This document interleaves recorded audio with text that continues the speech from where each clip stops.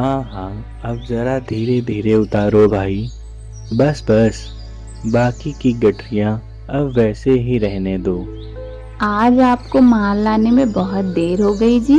अब आपका काम तो हो गया है मालिक। अब बस मुझे मेरा किराया देकर आज्ञा दीजिए।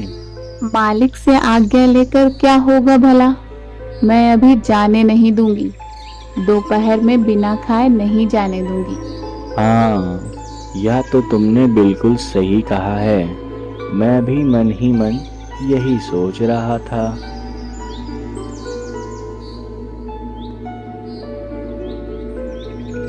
तुम सबका कल्याण हो। क्यों बहू, आज कुछ खाने को नहीं दोगी क्या? ऐसा कभी हुआ है बाबा? क्या कभी आपको खाली हाथ भेजा है?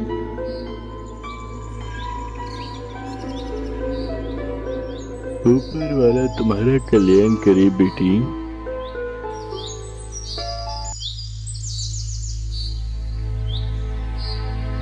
आप लोगों ने देखा है, सौदागरी का कार्य करते करते हमारा रमन दिन प्रतिदिन कितनी तरक्की करता जा रहा है। हाँ हाँ, लेकिन उसे बिल्कुल भी घमंड नहीं है। रमन जैसा दानी और अच्छा इंसान गांव भर में कोई नहीं है। गांव के लोग सबसे ज्यादा प्यार और सम्मान जिसे देते हैं वो रमन और उसकी पत्नी है, हमारे जमींदार बाबू नहीं। हाँ, बात तो तुम सही कह रहे हो। और जमींदार बाबू तो सिर्फ नाम के ही जमींदार हैं। ये लोग तो सिर्फ रमन के ही गुणगान किए जा रहे हैं। हाँ, वो तो मैं भी देख रहा हूँ।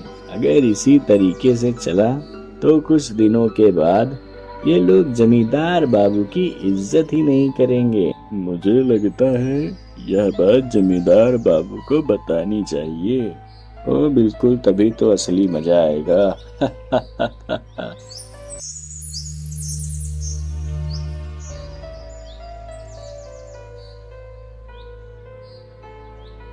न कोई चिंता है न कोई फिक्र है, ऐसे ही दिन बीत रहे हैं, कोई परवाह नहीं। मालिक तो बहुत खुश नजर आ रहे हैं आज। क्या बात है मंगल, कुछ परेशान लग रहे हो, मुझे बताओ।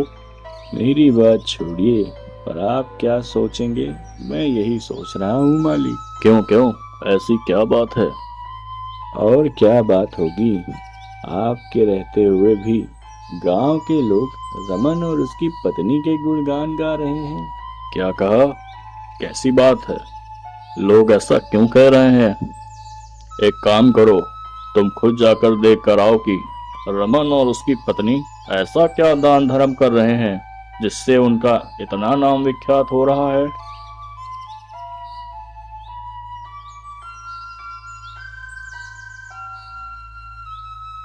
लगता है आज बहुत जोरों की भूख लगी है। कब से देख रही हूँ आप रसोई घर के आसपास चक्कर लगा रहे हैं। चक्कर ना लगाऊं तो क्या करूं नीता, तुम्हारे खाने से इतनी अच्छी खुशबू आ रही है कि मुझसे भूख बर्दाश्त ही नहीं हो रही है।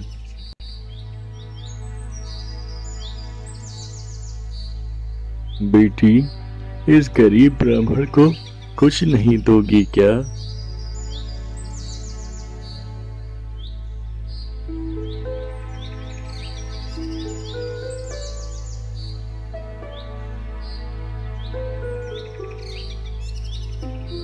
रमन की पत्नी तो सचमुच सेवा करती है, तभी तो लोग इनकी तारीफ करते हैं।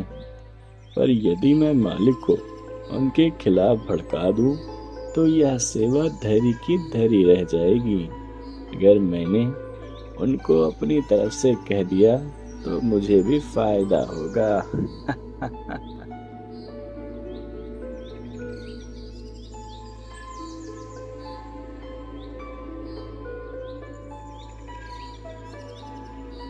ओह, पता नहीं ये मंगल कहाँ रह गया, कब से गया हुआ है।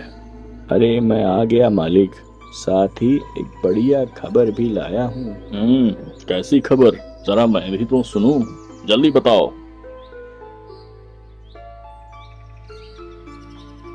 क्या ऐसी बात तुम्हें कुछ समझ में आया? 4 आने की खबर को 12 आने की खबर बना रहे होंगे, यही ना? पता है मुझे, ये भी कोई कहने की बात है? 4 लोगों को बुला बुला कर खिला दिया, उसी को लोगों ने महान बना दिया। मुझे तो डर लग रहा है कि वो लोग किसी दिन उसे जमींदार ही ना मानने लगे। उसने इतनी हिम्मत कर ली, सौदागरी का कारोबार करके 2 पैसे क्या कमा लिए, वो तो अपने आप को दानवीर समझने लगा। उसकी दानवीरता को निकालता हूँ जाकर। अब मैं उसे ऐसी सजा दूंगा, उसका यह सब दिखावा एक ही बार में खत्म हो जाएगा।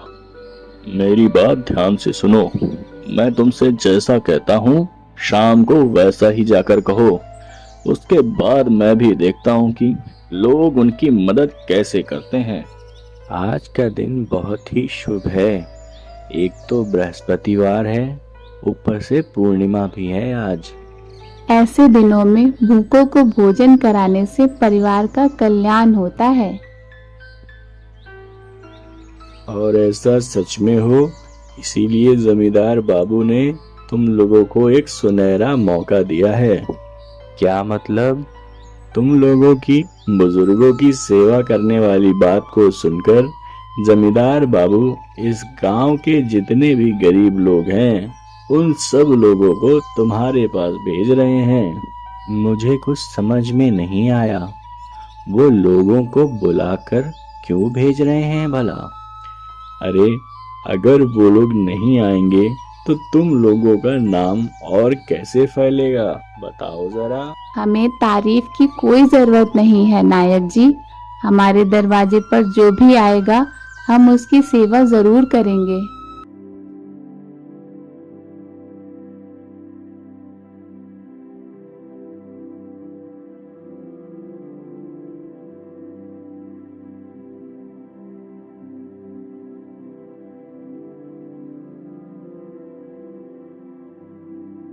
जमींदार बाबू इतने लोगों को भेज देंगे, इस बात का जरा भी अंदाजा नहीं था मुझे। नहीं नहीं, आप बिल्कुल चिंता मत करिए। हमारे पास जो कुछ भी है हम उसी से उनकी सेवा करेंगे।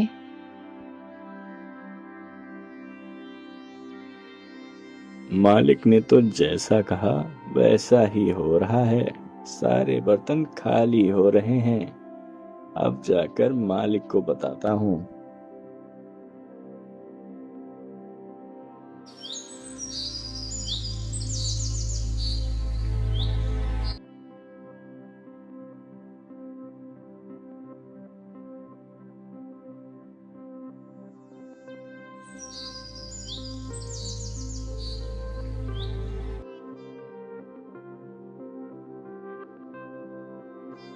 अरे रमन, तुम्हारी जनसेवा कैसी चल रही है?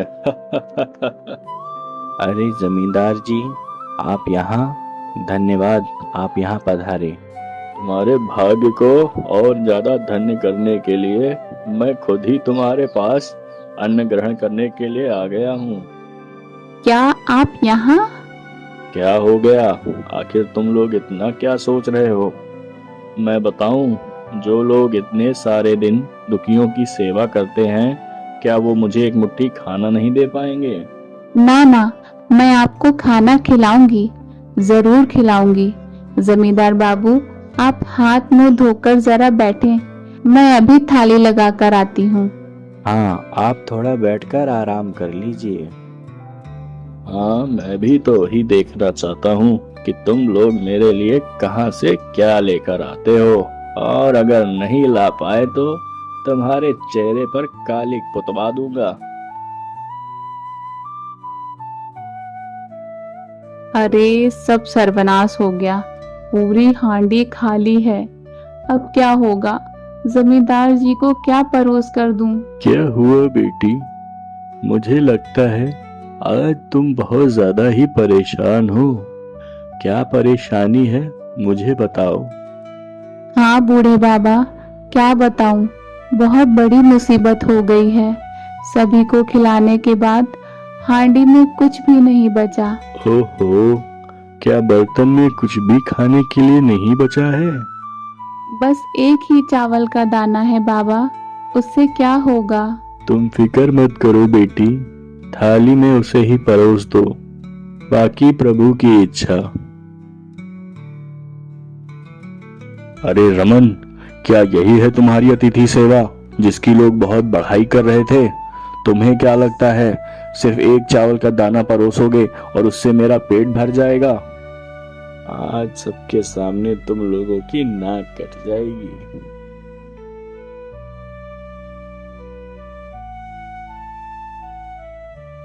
ये क्या हुआ? मेरा पेट तो भर गया है। अरे अरे नहीं नहीं, बिल्कुल भी नहीं। मेरे पेट में कुछ भी खाने की जगह नहीं है अब। अरे बाबा, पेट तो जैसे अभी फट जाएगा। अब तो ऐसा महसूस हो रहा है जैसे 7 दिनों तक कुछ खा नहीं पाऊंगा। ये क्या कह रहे हैं आप? यह तो असंभव है। यह कैसे हो सकता है? अरे ऐसा चमत्कार हुआ कैसे आखिर?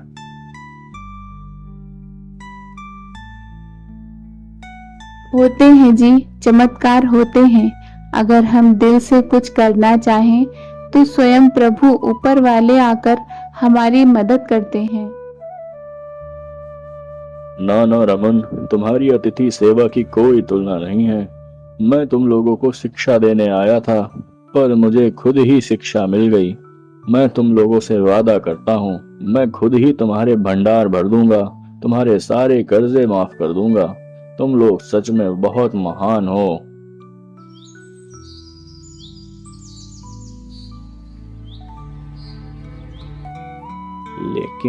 लेकिन ऐसा चमत्कार हुआ कैसे? भगवान भी भक्त से प्यार करते हैं जी। सब उन्हीं की इच्छा है, सब उन्हीं की इच्छा है जी।